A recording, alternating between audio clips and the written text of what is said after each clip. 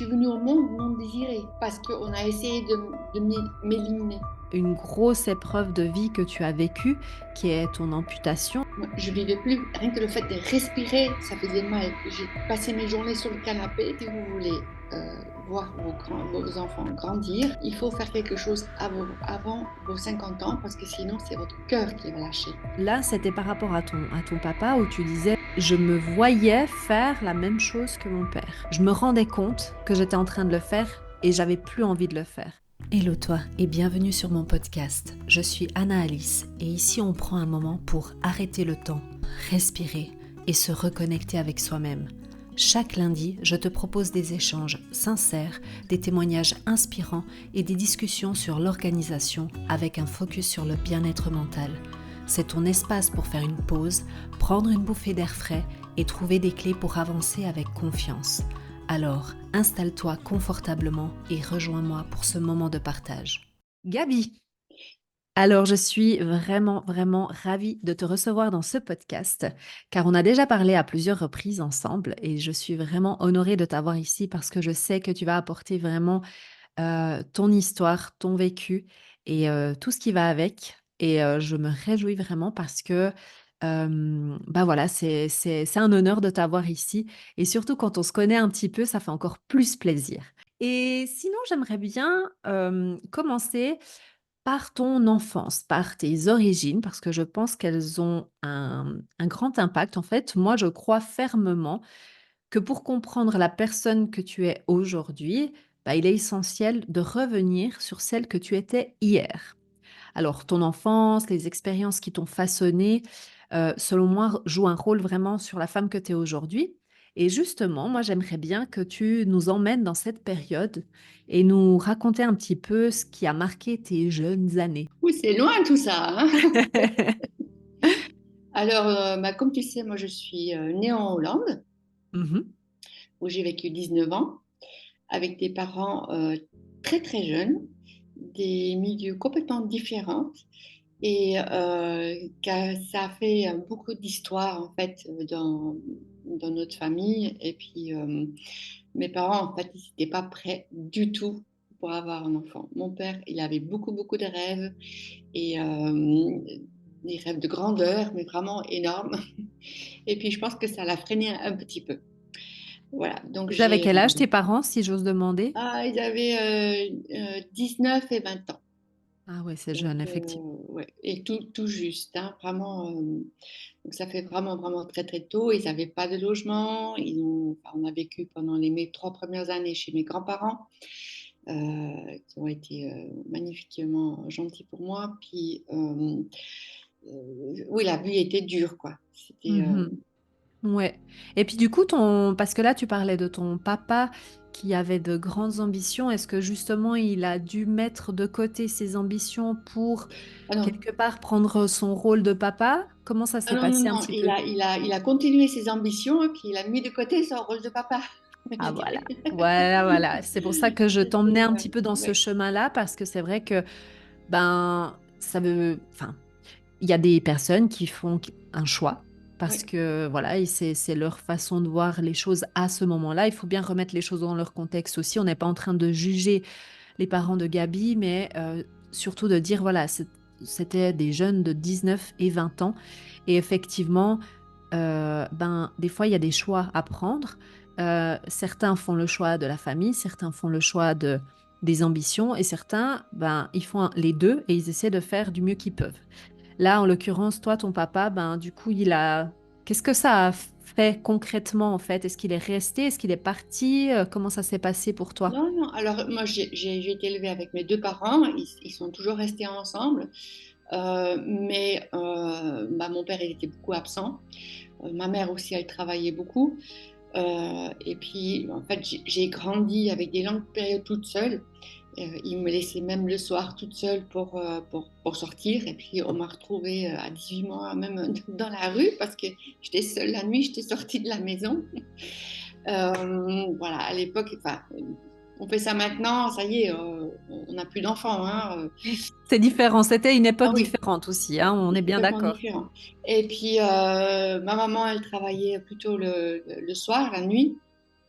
Et puis mon papa, il rentrait donc vers 7 heures. Ma maman, elle partait à 5 heures. Et ça faisait que moi, bah, je devais faire très tôt. J'avais 6, 7 ans. Je devais déjà faire à manger pour mon papa qui rentrait. Puis bon, il mangeait, puis il repartait direct. Donc j'ai vraiment vécu des longues périodes seule à la maison. Et je devais me débrouiller toute seule avec plein de choses, quoi. Même pendant les vacances, mes parents, ils avaient envie de rester plus longtemps en vacances. Bah, ils me mettaient dans un avion, puis je devais me faire mes rentrées des classes toute seule. Acheter mes livres, faire les papiers, des choses comme ça. C'était pas très agréable, en fait. Puis tu avais quel âge à ce moment-là? 15 ans? Mhm. Parce que je demande, parce que je pense que à n'importe quel âge, qu'on soit en fin de scolarité obligatoire ou pas, je pense que la rentrée des classes, c'est quelque chose enfin, de très important et de très lourd en fait, hein, pour un enfant, pour les parents aussi d'ailleurs, à la base, hein, parce que moi je sais que quand ma fille fait sa rentrée des classes, il n'y a pas qu'elle qui est stressée. D'ailleurs, je pense que je suis plus stressée qu'elle, mais c'est vrai que de s'imaginer à 15 ans de faire sa propre rentrée des classes et bah, quelque part de se sentir un peu abandonné, quoi, en fait, parce que ben, tu te retrouves un peu face à ta vie alors que tu n'es pas encore en âge de pouvoir gérer ta vie, en fait. Donc, je Oui, pense c'est ça. que ouais, ça doit quand même créer un sentiment un peu spécial. Qu'est-ce que tu ressentais, toi, Ah, quand tu c'est avais une ça? question enfin, c'est un sentiment d'insécurité déjà, parce que la personne qui est là en fait, pour t'aider, parce que le reste de la famille, bah, il fallait surtout pas compter dessus. Et puis, j'étais mal compris même autour de moi. Mes amis ne me comprenaient pas parce que bah, j'étais délaissée, enfin pas délaissée, mais j'étais vraiment très responsabilisée. Et puis, j'ai mûri trop vite en fait. Est-ce que par rapport à ce que est-ce que tu as vécu, parce que je me reconnais beaucoup dans ce que tu dis, c'est pour ça que ça me fait vraiment me replonger un petit peu dans cette enfance qui finalement a quelque part été, en tout cas par rapport à mon sentiment à moi, m'a été un petit peu volée parce Mm. que j'ai dû grandir trop vite. Moi aussi, j'ai eu énormément de responsabilités très rapidement. Et d'ailleurs, est-ce que tu as des frères et sœurs? Oui, j'ai un frère et une sœur. Mais mon frère, il est né, j'avais déjà 15 ans. Ma sœur Ouais, est née, j'avais déjà 21 ans, donc je suis déjà partie de la maison. ok. Moi, je voulais toujours avoir des frères et sœurs parce que ça comblait un vide quand j'étais petite. Mais bon, mes parents étaient beaucoup trop occupés avec d'autres choses. Et puis, mon frère a été un petit peu conçu pour reconsolider leur couple parce que bah, ça partait en éclat. C'était très conflictuel dans leur couple. Et puis ça aussi, j'en souffrais beaucoup parce que, alors quand j'étais seule, bah, j'étais seule. Puis quand j'étais avec ma maman, tout se passait bien. Ma maman, c'était un amour. Mais dès que mon père il arrivait, c'était le cauchemar, quoi. C'était les cris. Ouais, bah je comprends. Et c'est vrai que quand je te demandais justement si tu avais des frères et sœurs, c'est parce que des fois, quand on est la première, bah c'est aussi, enfin, maintenant qu'on est parent, on peut se rendre compte, on peut comprendre certaines réactions, certaines, je dis bien, pas toutes, parce que justement, ça va dans les deux sens. On peut comprendre certaines réactions de nos parents dans le sens où on se dit, bah voilà, ils ont agi comme ça parce qu'ils ne savaient pas, parce qu'on Mm. était la Oui, bien sûr. première. On sait très bien, nous, quand on a eu notre premier enfant, Mm. on s'est retrouvé des fois désarmé en train de se dire, mon Dieu, j'ai l'impression que je prends toujours la mauvaise option. Ouais. Donc ça, de cette partie-là, on peut la comprendre. Par contre aussi, quand on devient maman, enfin parent en général, j'imagine, mais en tout cas maman, parce que c'est mon expérience, on réalise aussi les choses qui étaient, enfin que étaient vraiment pas justes. En fait, on prend conscience quand on devient maman, je sais pas ce que tu en penses, encore plus de ce qu'on a vécu et ce qui était injuste. Parce Bien que sûr. finalement, quand on est enfant, bah, on ne connaît pas autre chose. Mm. Hein. On vit notre vie selon le schéma familial que l'on a. On se rend C'est ça. compte, après, quand on grandit, effectivement, qu'on a peut-être des différences par rapport à nos amis. parce que ben, ils ont moins de responsabilités, parce que nous, on est un peu plus responsables, etc. Mais ça reste presque un trait de caractère, pas quelque chose de complètement différent des gens. Et moi, je trouve en tout cas que à partir du moment où tu es maman, ça te met face à une réalité de ce que toi, tu as vécu et enfin, de la responsabilité de tes parents. Qu'est-ce que tu en penses de ça? Alors, comme je dis, moi, c'était très conflictuel chez moi.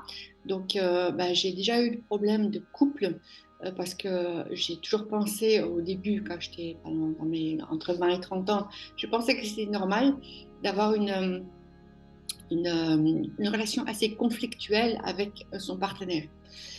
Quand tout allait bien, j'allais chercher la bête en fait. J'allais chercher pourquoi ça allait bien parce que je comprenais pas. Pour moi, c'était un manque d'amour tout simplement.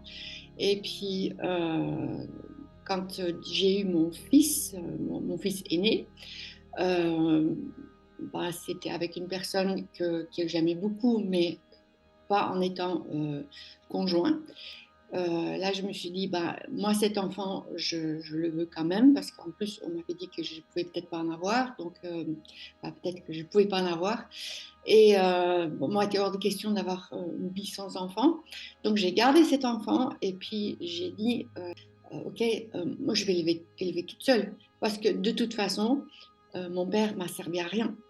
Mon père, il a été la mauvaise part du puzzle dans ma vie. Donc, j'étais vraiment en style de, OK, moi, je vais faire ça toute seule. Euh, j'ai besoin de personne. J'ai essayé, on a essayé quand même ensemble avec son papa, mais on est venu en commun accord qu'en fait, on ne s'entendait pas assez bien pour rester tout le temps ensemble. Puis moi, j'étais vraiment, OK, j'ai mis ma cape d'héros, maman héroïque, je vais faire ça toute seule. Eh ben, c'était difficile, Mm. vraiment. J'ai eu des périodes aussi, je réagissais dans certaines façons que mon père réagissait, chose que je détestais, d'une façon très verbalement agressive ou pas gentil, enfin, du tout. Et puis, mais bon, j'ai eu le déclic qui me disait, OK, là, stop. Là, tu es en train de reproduire ce que tu ne veux pas reproduire. Et ça m'a vraiment fait beaucoup réfléchir sur moi et sur la façon d'élever mon fils, et puis de ne pas faire comme je voulais pas, quoi, enfin de ce que j'avais vécu, quoi, parce que pour moi, c'était plus qu'important ça, de ne pas faire vivre ça à mes C'est enfants. c'est super intéressant et j'aimerais vraiment réagir sur ça par rapport à ton père et tes réactions.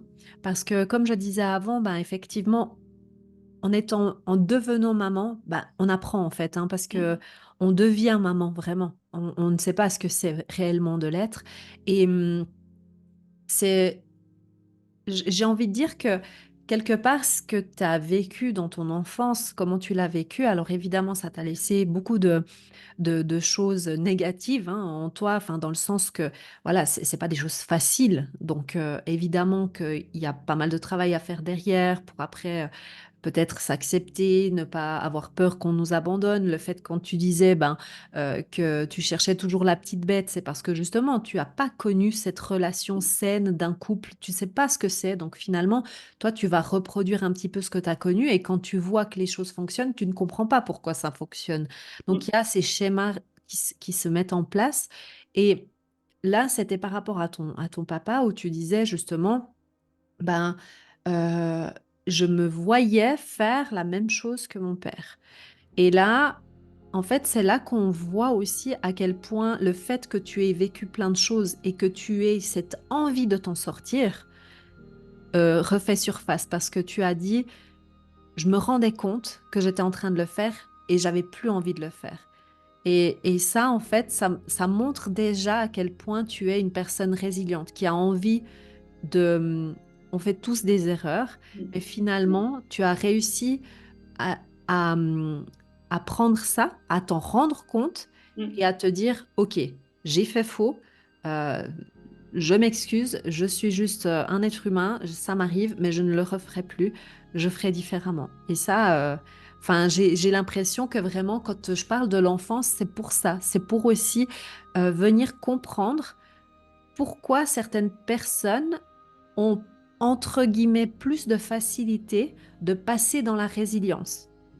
Parce que souvent, je me rends compte que ces personnes-là, ce sont des gens qui ont vécu des choses déjà. En fait, c'est comme, je vais prendre un exemple tout bête, mais quand tu commences un boulot, t'as pas d'expérience, bah, évidemment, tu vas faire des erreurs, tu vas te louper, tu vas avoir des moments down, des moments qui vont être mieux parce que tout d'un coup, tu as appris. Et au fur et à mesure, tu vas gagner de l'expérience, tu vas apprendre, tu vas apprendre, tu vas apprendre. Et si tu restes 20 ans dans la même boîte, bah, évidemment que tu auras une énorme expérience par rapport à quelqu'un qui commence 20 ans après toi. Et c'est la même chose, je trouve, dans la vie, en fait. Si on a été confronté à des expériences étant plus jeune, bah, évidemment que quand on a des changements de vie majeurs, parce qu'on parle souvent de transition de vie ici, eh bien, tu sauras aussi y faire face un peu plus facilement, j'ai l'impression. Oui, Est-ce oui. que tu te reconnais un peu dans ce schéma que Oui, oui, mais de toute tu t'en façon, sortir? enfin, moi, déjà, ma décision de couper avec tout ça, c'était de partir de chez moi. À 19 ans, j'ai quand même mis 1400 kilomètres entre mes parents et moi. J'ai su que j'ai eu mes examens et tout ça, j'étais en France et puis je ne suis plus jamais retournée chez moi, en fait. Mes parents, D'accord. ils m'ont ramené mes affaires et puis je dis non, moi je veux plus retourner en Hollande. Alors Gabi, là, moi, j'aimerais bien savoir aussi par rapport à ton parcours, parce que je pense que c'est vraiment important pour aujourd'hui, pour que les gens comprennent, parce qu'il y a quand même une grosse épreuve de vie que tu as vécue, qui est ton amputation, et qu'on parlera dans un petit moment. Mais moi, j'aimerais savoir justement, est-ce qu'il y a eu des moments où tu as senti que ta vie, elle prenait un tournant particulier avant que l'amputation n'entre en jeu? Parce que on aimerait bien comprendre en fait comment est venue cette amputation, qu'est-ce qui s'est passé avant en fait, qu'est-ce qu'il y a eu? Alors, donc je suis née avec des malformations congénitales. J'ai un œil qui ne voit pas. Donc, on ne voit pas que je ne vois pas, mais il ne voit rien. Et j'ai une malformation artério-veineuse dans toute la main droite, dans le bras droit, pardon. Et ça, c'est pendant la grossesse, en fait, de ma maman. Ils ont su qu'elle était enceinte, mais assez tard. Et ils ont essayé d'avorter par tous les moyens possibles. Je ne veux pas savoir quoi, mais je pense que je porte un peu, enfin, je porte donc les stigmates de cette tentative d'avortement. On a su que j'étais donc aveugle d'un œil, j'avais 2 ans. Avant, je louchais, mais vraiment bien. Et c'est la première chose que maman elle a su. Et puis, vers l'âge de 27 ans, je suis allée voir un médecin parce que j'avais toujours des grosses veines sur la main droite et j'avais toujours mon index qui était très très chaud. Donc je suis allée faire des examens vers un spécialiste et puis lui il m'a dit euh, tout bêtement comme ça, ah bah il faudra peut-être amputer dans quelques temps, mais la main donc. Hein. Puis moi à cet âge-là, ben, mon fils aîné il était tout petit. Il avait quoi, même pas 2 ans, je pense. Je dis, non, non ça va pas, je vais pas me faire amputer la main, quoi. Je vais pas, faut pas. J'ai pris peur, mais j'étais complètement dans le déni. J'ai quand même passé des examens, des artérographies, et des choses comme ça pour savoir s'il y avait quelque chose à faire. Et à chaque fois, c'était la même histoire. C'est dangereux de faire ça, c'est très risqué, vous risquez de perdre votre main. Donc moi, c'était hors de question que je fasse quoi que ce soit. Jusqu'au moment que je suis arrivée en Suisse et que là, je suis tombée sur une professeure qui, elle m'a dit, écoutez, si vous voulez voir vos enfants grandir, il faut faire quelque chose avant vos 50 ans parce que sinon, c'est votre cœur qui va lâcher. Parce que, si tu veux, mon cœur, il devait tellement pomper, il y avait tellement d'afflux de sang dans ce bras que bah, il fallait diminuer cet afflux de sang. Et bah, pour ça, il fallait emboliser sclérosée. Il fallait vraiment faire plusieurs interventions pour arrêter cet afflux de sang. Donc j'ai eu cette opération euh, pour stopper ces grosseurs. Et à la dernière opération, c'est la sixième opération, j'ai une grosseur qui s'est formée sur le dos de la main, qui a fait que je ne pouvais plus ouvrir et fermer la main correctement. Mon doigt est resté toujours comme ça. Et puis ici, j'avais une grosseur qui s'est formée. J'ai fait de l'ergothérapie pendant des années pour pouvoir utiliser ma main à peu près correctement, mais c'est jamais revenu comme, comme avant, quoi, finalement. Alors, excuse parce qu'en fait, je suis tellement bouleversée par ce que tu dis que je bois tes paroles et je savais pas que tu ne voyais pas d'un œil, donc je l'apprends aussi Ouais, maintenant et waouh. Ça donne encore plus de. Enfin voilà, je suis déjà en admiration par rapport à ton parcours, mais encore plus maintenant. Et, euh, et c'est vrai que. Enfin, j'ose pas imaginer aussi, parce que là, tu le dis avec un très, très naturellement. C'est un peu comme si rien ne s'était passé. Finalement, c'était un peu normal, ça glisse. Mais je sens aussi beaucoup quand même de souffrance derrière. Et puis, justement, je voulais savoir par rapport à cette malformation, parce que tu l'as eue depuis la naissance. Donc, et quand est-ce que tu es venue en Suisse que cette professeure a pu vraiment te dire non mais là il faut vraiment faire quelque chose parce que enfin moi j'ai vraiment envie que les gens se rendent compte du temps que tu as passé dans cette souffrance en fait parce que ça enfin moi je t'ai connue quand justement tu devais te refaire opérer et refaire opérer et et c'était pénible en fait aussi mentalement de vivre ça. bah, Euh, ça fait très peur parce que donc j'ai eu trois enfants finalement. Alors déjà on m'a dit vous aurez jamais dû avoir d'enfants parce que ça fait trop de pression sur les veines comme ça. Ouais bon ma foi ils sont là maintenant, hein, on va pas les remettre. Euh, mais enfin, si tu veux, je suis venue au monde non désirée parce qu'on a essayé de m'éliminer déjà. Après, quand tu sais, quand tu es consciente en fait du fait que tu es non désirée, que tes malformations sont à cause de ça, bah, tu prends quand même une claque. mhm. Ça, c'est vrai que c'est difficile, c'est pas agréable à vivre du tout, Mais surtout rien quand que ça, en fait, ça demande tout un travail de plein de choses, mais moi j'ai envie de dire aussi de pardon dans le sens où pour pouvoir avancer à un certain moment, euh, il faut réussir, parce que moi je dis toujours le pardon, on ne le donne pas à celui qui a commis l'acte, c'est pour que nous on puisse avancer, c'est juste pour dire clairement. j'ai compris ma situation, ça a été injuste, on a le droit de vivre nos émotions, on a le droit d'être fâché ou autre, mais pour continuer à vivre et pour pouvoir passer entre guillemets de l'autre côté, c'est-à-dire du côté de la résilience, pour pouvoir commencer à gentiment monter, il y a tout ce travail-là de pardon quelque part, parce que oublier, on n'oublie jamais, peu importe la situation, et on le voit avec ces histoires ici sur le podcast, on a tous une histoire à raconter, où vraiment toutes ces histoires, on ne donne pas le pardon. Ça ne veut pas dire qu'on excuse ce que la personne a fait. On ne l'oubliera jamais. Mais ça veut dire qu'on décide d'avancer avec, malgré le fait de ce qu'on a eu. C'est ça. Bah, ma maman, en fait, j'ai jamais douté de son amour, de vouloir de moi. C'est pas elle, c'est son environnement Mhm. qui a décidé pour elle, parce que justement, elle avait que 18-19 ans. Donc, elle a dû se marier, et parce que ils l'ont mis à la porte. Parce que sinon, bah, c'était soit elle perdait l'enfant et puis elle pouvait rester chez elle, ou alors bah, elle allait avoir l'enfant et puis elle devait se marier et puis partir, quoi, parce que ses parents ne l'acceptaient plus chez elle. Mhm. Et donc, ma maman, il n'y a pas de souci. Donc, ça avait déjà commencé là. Et puis après, quand tu découvres au fur et à mesure de ta vie que, ah ben oui, il y a encore ça, et tu dois de nouveau te faire opérer parce que. Et puis, tu t'es reporté à chaque fois vers cette période, en fait, que non, tu n'es pas désiré. Et puis tu Hmm. dois vivre des douleurs, des choses angoissantes à cause de ça. En fait, tes malformations, finalement, te rappellent à chaque fois l'épisode Voilà, de, voilà, j'ai ça parce que.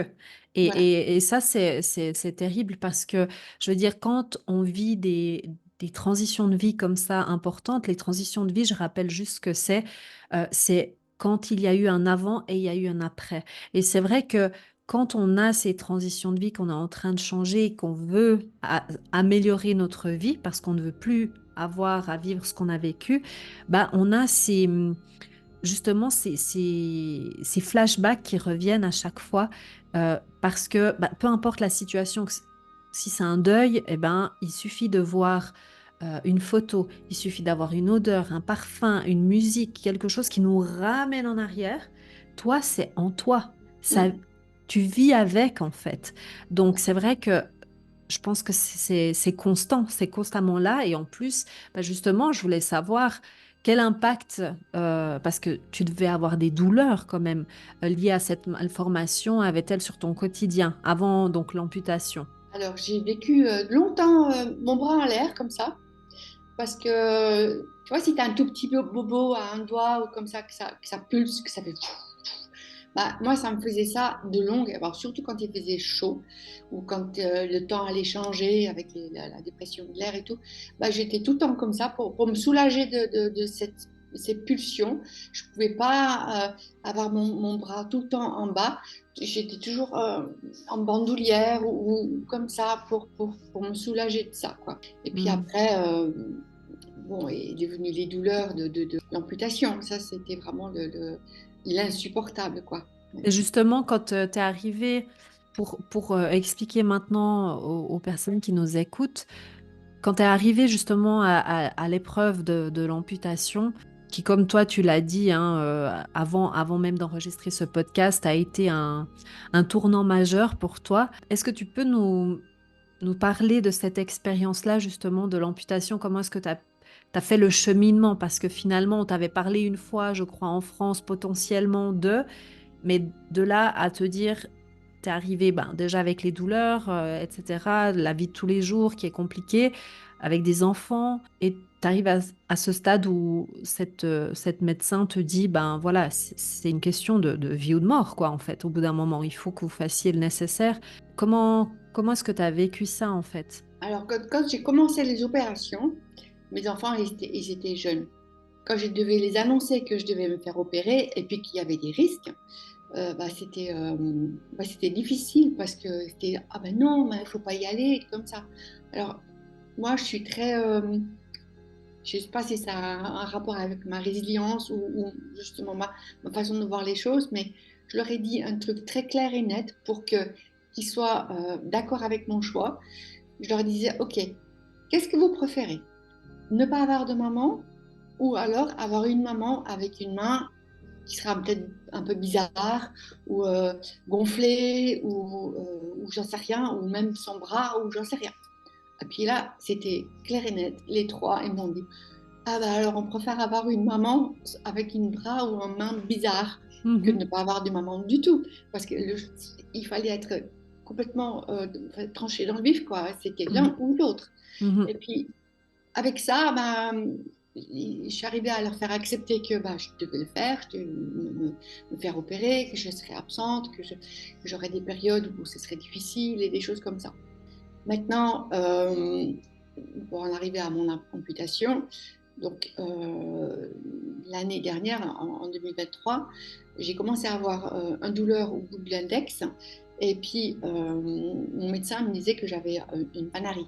Il pensait que c'était une infection. Et puis moi, je disais, non, c'est beaucoup plus que ça. Ça me fait beaucoup plus mal qu'une toute petite panarie. J'ai donc revu les médecins qui s'occupaient de moi dans le canton de Berne à plusieurs reprises. Je passais des examens aussi à plusieurs reprises. Et puis il me disait, mais non, il faut être patiente, ça va passer, on ne sait pas trop, titi, tata. Puis ça a duré des mois, jusqu'au moment que j'avais mon bout de doigt, mon phalange était complètement noir parce qu'il y avait nécrosé. Oula. Je souhaite à personne d'avoir une nécrose, quoi, parce que ça fait horriblement mal. Puis on me donne des traitements et ceci, des crèmes et tout. Puis moi, je vivais plus. Rien que le fait de respirer, ça faisait mal. J'ai passé mes journées sur le canapé avec ma main comme ça sur un petit coussin pour soulager. Et puis je prenais des antidouleurs. Hmm. J'étais complètement, j'étais un zombie. Donc là, au Et niveau de la douleur physique, quoi, ah oui, c'était fort. physique et Mais puis au niveau moral aussi, parce émotionnel que aussi, comment tu prenais tout ça? Parce qu'encore une fois, tu le racontes avec beaucoup de clarté, etc. Mais la douleur physique, enfin, c'est difficile de s'imaginer parce que, évidemment, si on a vécu ce genre d'événements, on peut savoir et on sait de quoi tu parles, mais quand on l'a pas vécu, enfin, on peut que imaginer, quoi. Ça doit être ah oui, horrible. bah, comme je dis C'est, toujours, si on s'imagine avoir un petit bobo au bout de l'ongle, ah ben, ça puissance 1000 quoi. ouais. C'est juste. Moi, je me réveillais toutes les nuits. J'étais horriblement fatiguée. Je ne pouvais plus m'occuper de ma famille parce que dès que je marchais un peu, bah, je ne sentais pas bien. Il fallait que je m'asseye. Et puis, tout ça à cause d'un doigt. On m'a forcé quand même à aller chercher du travail. J'ai dû de prendre un travail de réceptionniste avec ce doigt malade, mais j'en pouvais plus. J'étais fatiguée. C'est très. C'est usant, en fait, d'avoir une douleur qui est là tout le temps. Ça, après, moi, je me disais, c'est qu'un doigt, tu vois. Et j'arrivais pas à me dire que c'était vraiment très, très grave, parce que ce n'est qu'un doigt, c'était qu'un bobo. Mais heureusement, je suis tombée sur un chirurgien que j'ai donc contacté en biais d'un ami. Et il m'a regardé ma main, il m'a dit, vous devez avoir sacrément mal, hein. Je dis, mais j'en peux plus, je suis une zombie, je sais plus quoi faire pour me soulager. Il me dit, mais vous connaissez la solution. Et puis moi, je dis tout de suite, je dis, ouais, il faut amputer. Il me dit, voilà, il n'y a que ça comme solution. Et si tu veux, j'avais déjà fait tout le travail de l'amputation avant. Parce qu'on te l'avait déjà dit, Voilà. finalement, tu avais déjà planté cette graine quelque part. C'est-à-dire que j'en pouvais tellement plus que j'avais donné un surnom à mon doigt. Je l'appelais Maurice. Et puis je lui disais, Maurice, ça va plus aller entre nous. Il faut que tu dégages, quoi. Ça va juste pas. Non, il faisait plus partie de moi, ce doigt. Il était Mhm. déjà mort. Donc, quand lui, il m'a dit, bah, il faut amputer, quelque part, ben, je dis, ah ben, enfin, quelqu'un qui va me donner une solution et puis qui va m'aider à pouvoir aller de l'avant. Parce que Mhm. c'est ça, quand on est malade, qu'on sait qu'on a une maladie, qu'on ne peut pas guérir, bah, quelque part, on doit l'accepter et se dire, OK, bah, je dois vivre avec, je dois faire au mieux oui, pour faire avec, quoi, tout simplement. Parce que là, moi, je me suis dit, mais il doit y avoir une solution. Il y a une possibilité de ne plus souffrir. Et c'est cette amputation. C'est quelque chose de très important, c'est que quand on est dans l'errance médicale, comme je connais vraiment pas mal de monde, j'ai côtoyé énormément le milieu hospitalier, pas pour moi, mais pour ma sœur et puis ma maman. Donc j'ai vu pas mal d'histoires de vie. Et c'est vrai que quand on est dans l'errance médicale, qui ne savent pas ce qu'on a constamment des douleurs, qu'il y a des choses, et puis que nous on dit, mais oui, ça doit être ça, comme toi tu disais justement, ça doit être plus que, et puis qu'on ne nous croit pas, et puis qu'on reste dans cette errance, c'est horrible en fait. Émotionnellement, psychologiquement, c'est très lourd parce que on a l'impression qu'on invente les choses, qu'on ne nous C'est ça. croit pas, alors que à la fin, c'est ce que tu disais, c'est que le fait de savoir ce que tu as, le fait de savoir que maintenant, voilà, il n'y a plus que la solution de l'amputation, ou justement pour revenir à l'exemple que je donnais, ben, on a trouvé un nom de maladie, ça va pas faire disparaître la maladie, Non, ça non, va pas non, faire que, ah ben du coup, c'est bon, je suis guérie. Non, mais par contre, ce que ça va faire, c'est mentalement. Mentalement, tu peux te préparer à quelque chose, tu c'est ça. sais ce que tu as, tu sais où aller, tu as une vision claire en fait, et, et tu peux te préparer en fait, tout simplement Oui, oui, aussi. donc je l'avais vu le 27 juillet, puis le 18 août, bah, j'étais amputée, quoi. Moi, quand il m'a dit il faut amputer, bah, mais je pleurais en fait de joie qu'on Ouais, allait me proposer une solution. c'est Je la pensais qu'on allait solution m'amputer le enfin. doigt, mais j'ai Ouais. jamais pleuré ou j'ai jamais eu, été triste qu'on m'a amputé ce doigt. Est-ce Je que tu suis... as eu des réactions d'ailleurs autour de toi? Parce que ça me rappelle la discussion que j'ai eue avec Aline qui a participé aussi au podcast, qui disait justement que, en fait, souvent quand on se retrouve dans des situations tellement particulières, euh, et je le vois dans toutes les histoires, eh ben, des fois, alors, il y a les gens qui nous comprennent. En fait, ça fait un nettoyage, hein, en général. Oui, clairement. Ça fait un nettoyage très rapide parce que les gens, en fait, et c'est là que je voulais rebondir, ne comprennent pas. Parce que quand tu dis ça, moi, je le comprends tout à fait par rapport au fait que j'arrive à transposer sur ce que j'ai vécu moi, ce que j'ai eu et comment j'ai pu réagir. Tu vois, parce que je reconnais beaucoup de réactions de ta part que j'ai pu avoir de mon côté. Mais les gens qui ne vivent pas ça, des fois peuvent ne pas comprendre du tout, en fait, que tu te dises, ah non, mais moi j'étais très contente du coup de savoir que bah, j'allais être amputée et puis que c'était la solution. Mais en fait, tu arrives tellement au bout du chemin, Ouais, tu as tellement bataillé pour le garder finalement, ce Maurice, hein, que, j'en que, voulais plus. voilà, que t'en pouvais plus, que c'était plus possible. Donc la solution, c'était effectivement, et comme tu l'expliquais aussi à tes enfants, j'ai trouvé ça génial à un moment, tu sais toi que déjà d'avoir des enfants enfin c'est dur hein, quand on entend nos enfants qui nous disent ah non mais maman, non pas ci et ça, c'est déjà dur de personnellement de prendre une décision. Mais si en plus on a nos enfants derrière, donc tu as dû être ferme. euh, et moi, je trouve ça vraiment bah, super que tu aies pu réussir à faire ça parce que c'est vrai que les gens autour ne comprennent pas. Et tu rigolais quand je disais ben, que ça fait un nettoyage, mais c'est vrai finalement, ça divise, Oui. mais à la fin, ça permet de garder les gens qui finalement ne reportent pas tout sur ce que eux y pensent, hein, mais juste de regarder par rapport à ce que toi tu vis en fait. Tu m'as dit quelque chose, enfin, parce qu'il y a toujours un petit formulaire que je fais remplir aux personnes qui vont participer à cette interview pour vraiment un peu connaître et puis mettre en lumière les choses bah, que les personnes ont envie de mettre dans ce podcast, quoi. Et puis, Gabi, tu m'as dit que ton amputation t'a fait prendre conscience de l'importance de vivre la vie qu'on souhaite. Est-ce que tu peux m'expliquer ce que cela signifie pour toi aujourd'hui? J'ai toujours été très, très créative de toute ma vie. Je pense que quand je regarde en arrière, bah, comme j'étais beaucoup seule, bah, déjà je lisais beaucoup, j'écoutais beaucoup la musique et je créais tout et rien. Je créais des vêtements pour mes poupées, des choses comme ça, parce que bah, j'étais seule, donc mes poupées, en fait, c'était un peu ma famille, quoi. Donc je Mhm. bichonnais toujours, que ce soit poupée quand j'étais petite, ou après Barbie, voilà.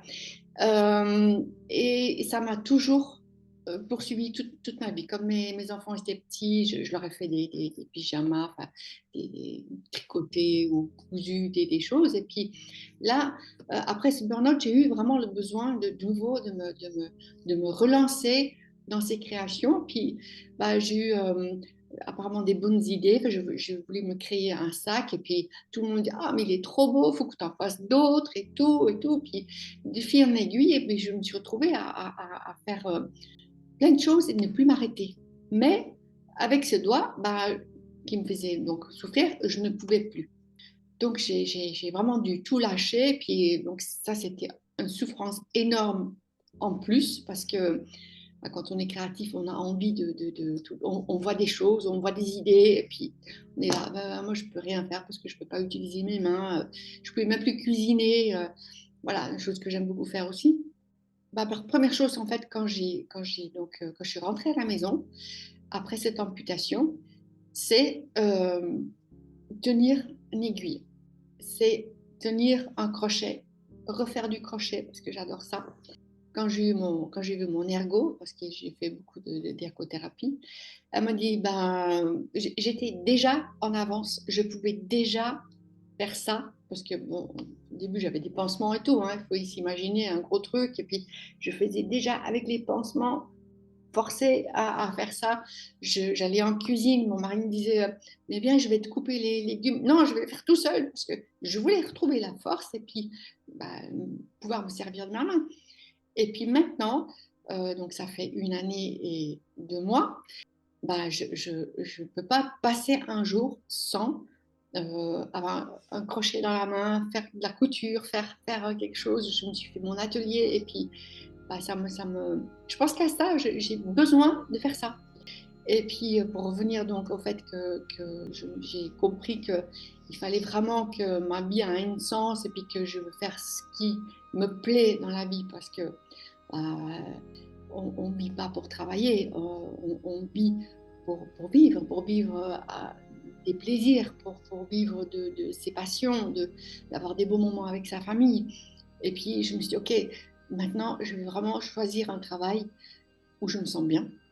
Je ne veux plus avoir de stress, je ne veux plus avoir des contraintes que je n'arrive plus à supporter parce qu'il n'y a pas je veux pas, il y a aussi je n'arrive plus.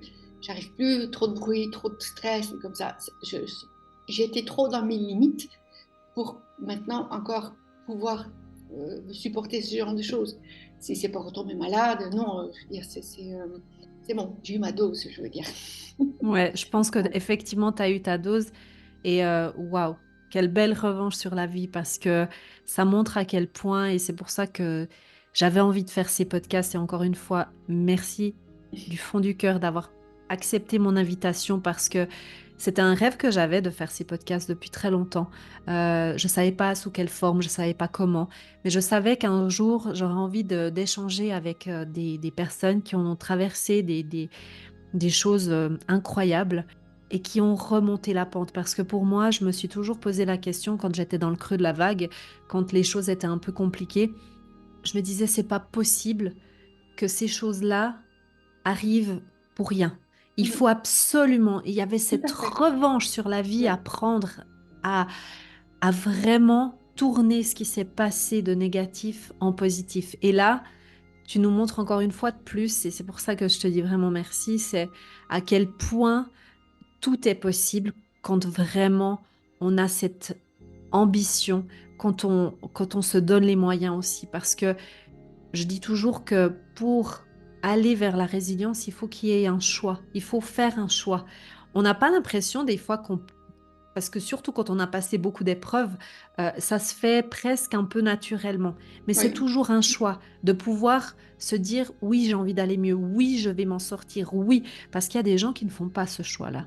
Et c'est vrai que là, d'autant plus, c'est impressionnant parce que ben, t'as, enfin, c'est tes mains, quoi. Et tu vas créer justement avec tes mains.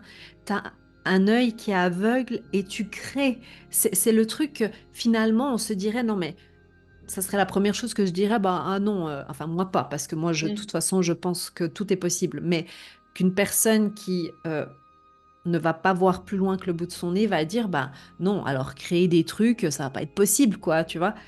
Alors que là, tu nous prouves une fois de plus que non. Au contraire, si c'est ça que tu aimes, c'est vraiment faire un pied de nez à la vie, quoi, puis te dire, peu importe, je suis née comme ça, et même si ça me ramenait toujours là, maintenant c'est derrière, c'est bon. Maintenant j'avance.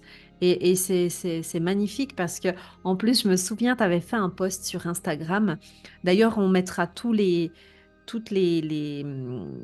réseaux sociaux, etc. de Gabi parce que on va en parler là tout à l'heure, juste après, de ce qu'elle fait parce que justement, elle crée plein de belles choses.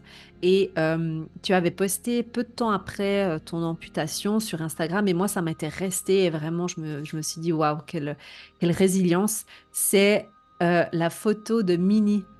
Tu peux nous raconter un petit peu ça? Oui, alors parce que quand je suis revenue de l'hôpital, il y a un de mes fils qui m'a dit, bon, ils sont majeurs, hein, mes fils, hein.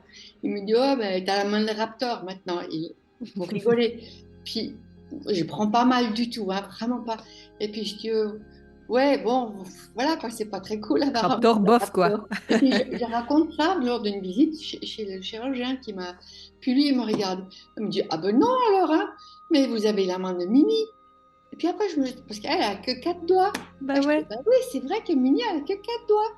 Donc, j'ai posté un truc sur Instagram avec une main de Mini, mais qui faisait un doigt d'honneur en fait, en disant, voilà, tout va bien. Ce que j'ai appris, c'est que quand on tourne les choses au dérisoire, quand on s'est rigolé de soi-même et puis qu'on s'est dédramatisé les situations, l'entourage réagit mieux aussi. Moi, j'ai Mhm. eu des réactions sur Instagram justement en me disant ah, mais je suis tellement contente que tu réagis comme ça se voit que tu es bien, que tu arrives à en parler. Je ne suis pas là en train de me dire j'ai mal ou en train de protéger ma main, je suis normale. Tu vois, je pas de. Et je veux pas. De l'empathie, c'est toujours bien d'avoir de l'empathie, mais je veux pas avoir de pitié parce que C'est j'ai différent, aucune raison. justement. J'ai C'est aucune pas raison d'avoir l'empathie pitié de et la quelqu'un. pitié, c'est différent. C'est ça, Voilà. c'est qu'il y a des gens qui... En fait, moi, je pense que aussi, parce que de nouveau, on avait aussi discuté de ça, c'est que les gens autour de nous ne savent pas. Donc, ils Mm. savent pas comment réagir. C'est Et ça. c'est vrai que quelque part, quand tu ne vis pas ça, ou que tu n'as pas vécu vraiment des choses vraiment très, très compliquées pendant une longue période, on va dire, parce que oui, tout le monde vit des changements de vie, des transitions majeures, etc., comme la perte d'un être cher ou autre. Mais c'est différent, par exemple. Ça n'enlève pas la blessure, et puis certaines personnes restent blessées à vie, hein. Mais de perdre, par exemple, un grand-père ou une grand-mère, oui, c'est douloureux, oui, on n'oubliera jamais. Mais quand c'est constamment tout au long de sa vie, on apprend en fait un petit peu à gérer ce genre de choses. C'est comme je parlais avant, je donnais l'exemple de quand tu travailles pendant 20 ans dans une boîte, tu as l'expérience, bah là c'est un petit peu la même chose. Nous, on a de l'expérience de vie. Voilà. Ouais. Bon, moi, ma force, c'était beaucoup mes enfants, Mhm. parce que quand leur papa est parti, que je me suis retrouvée aussi à la rue toute seule en France, bah, tout ce que j'ai fait, c'était pour eux. C'est vraiment, et même maintenant encore, quand je les vois qu'ils ont grandi, que les personnes qui c'est devenu, des choses comme ça, je dis tout le temps, bah, c'est bon, j'ai fait ma part, maintenant c'est bon, je peux mourir. Parce Mm. que j'ai fait ces enfants, les personnes que je voulais qu'ils soient. Bon, j'aimerais bien Mhm. avoir des petits-enfants, hein, abandonnés.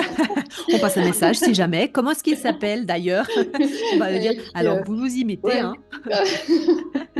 Sans Mais pression, mais. non, ma maman, elle n'a pas vu ses enfants grandir. Elle n'a pas connu ses petits-enfants. Moi, tous les jours, je me dis que c'est une chance de vivre un jour de plus et puis de pouvoir vivre ça, d'avoir la chance de vivre ça, d'être en super bon relation avec mes enfants.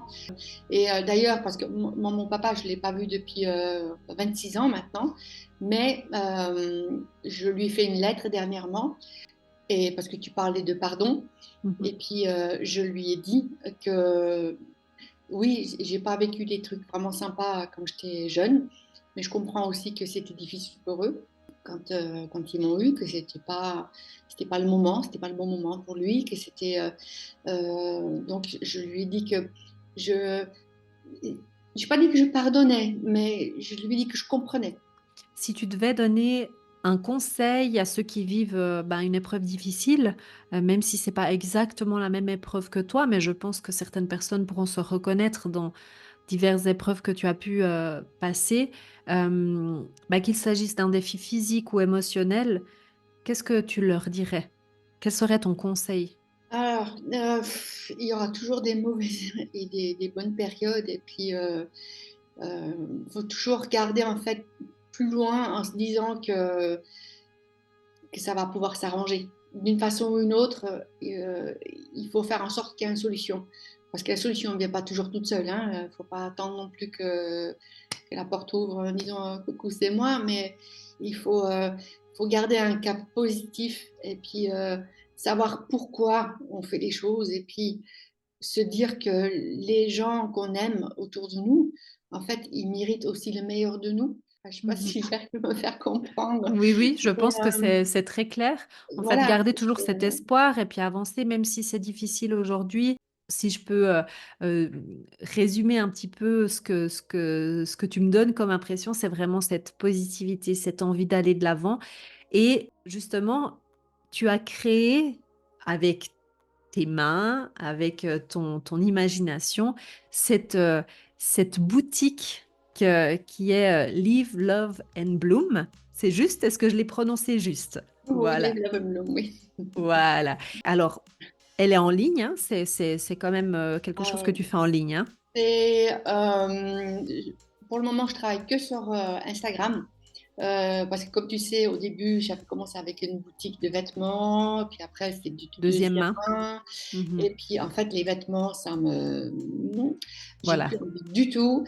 C'est les créations qui m'animent. C'est, je pense qu'à ça jour et nuit. Donc, je crée beaucoup plus de ce que je peux garder. Alors, Et en autant plus, de tu es super vendre. douée, donc Voilà. voilà. Et puis, moi, ce que j'aime, en fait, c'est je fais des créations personnalisées. Donc, quelqu'un qui me dit, ah, j'ai vu que tu as fait un sac comme ça ou un t-shirt comme ça, mais est-ce que je peux l'avoir dans telle couleur ou avec telle image ou comme j'avais fait ton sac avec ton logo.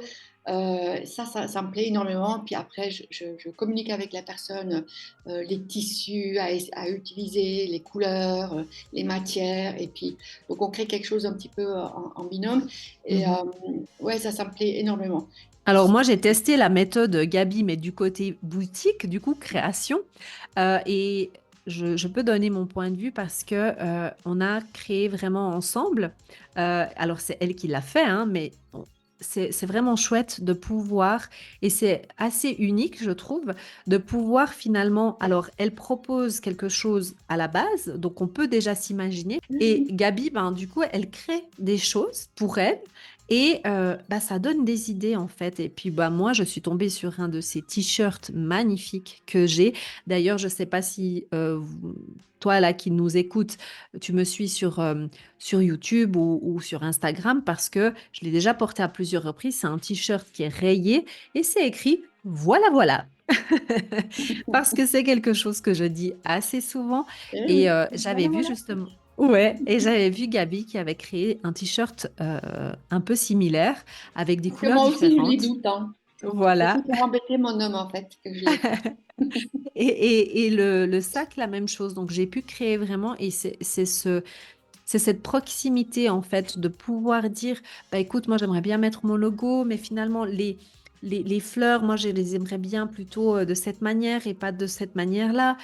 J'ai pu choisir l'intérieur. Enfin, bref, j'ai pu tout choisir. J'ai même fait une pochette assortie, mais je vous dis, j'ai déjà eu plein de compliments parce que les gens sont là. Mais en plus, il y a une pochette assortie, c'est fantastique. Donc vraiment, allez voir, je mettrai les références en dessous de l'épisode de podcast et sur YouTube, pareil. Et comme ça, vous trouverez l'Instagram de Gabi pour aller voir ses belles créations. Est-ce que tu fais que en Suisse ou est-ce que tu livres aussi à Ah, je l'étranger? peux aussi, je me limite un peu à la France, peut-être à la Belgique, parce qu'après, bah, les frais de douane sont tellement chers. Et pour Oui, tout ce qui les est, pays limitrophes, on va dire. voilà, Donc, on va dire pour les gens qui sont en Suisse, surtout, et pour surtout, ceux qui sont un peu autour, pourquoi voilà. pas. Mais en tout cas, allez voir ce qu'elle fait parce que c'est vraiment magnifique. Et on arrive au terme de cet épisode de podcast. J'ai envie de te remercier vraiment encore une fois chaleureusement, Gabi, d'avoir Bien, participé merci à toi. à cet épisode. J'espère que bah, toutes les personnes qui nous écoutent, qui nous voient en vidéo aussi, parce qu'on est en vidéo, si jamais sur Spotify, vous pouvez voir en vidéo et sur YouTube également, eh bien, je pense qu'ils ressortiront avec un bel exemple, avec un exemple de résilience. Et je te remercie pour ça. Avec plaisir. Merci en tout cas. Allez, bye! Bye.